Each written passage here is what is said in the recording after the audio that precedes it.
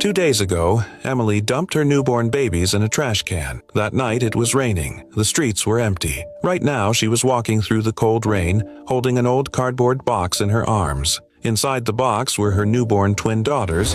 She had already decided to throw them away like garbage. She headed toward the dumpster behind a storage yard. The first thing that hit her was not what she saw, it was the smell. Rotten, rusty, the stench of everything the world had thrown away. She set the box down on top of the trash pile, took a step back, then turned around. She did not look back. The moment her body warmth disappeared, the babies started crying at the same time. She walked faster and faster along the road, flagged down a taxi, opened the door, and got in. Deep inside her, a tiny voice came up. What if the rain fills the box? She pushed that thought down. Whether they lived or died, she was not going to know. She even let out a small hum. It felt like freedom. Back to the nightclub, back to the men, back to the money, back to the life that had only paused because of the pregnancy. In the darkness behind her, the two baby girls were crying with everything they had. No one answered. There was a woman who came to that dumpster every night. People called her Mia. No one knew her real name, and no one cared to know. She was mentally unstable, had been wandering the streets for years,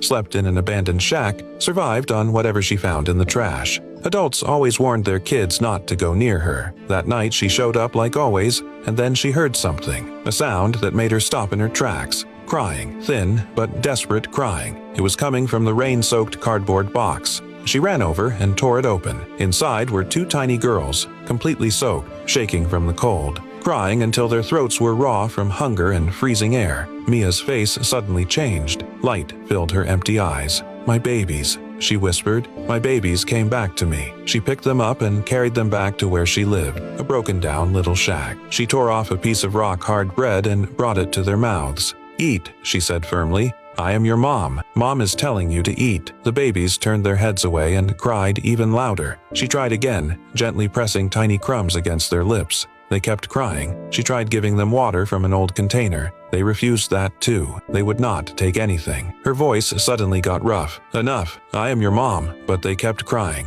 Her face slowly softened. "I am sorry," she said quietly. "You are my babies." She looked down at her coat. It was the only thing she had to cover herself. Without hesitating, she took it off and wrapped both babies inside it. Cold wind blew in through the cracks in the broken roof, hitting her bare body. She did not move away. She lay down on the cold floor, wrapped one arm around the bundle holding the babies, and closed her eyes. She stayed like that all night, using her own body to block the cold. She was mentally unstable. She had nothing. But that night, she was the only person standing between those newborn girls and death. And what she did next will stay in your heart for a long time.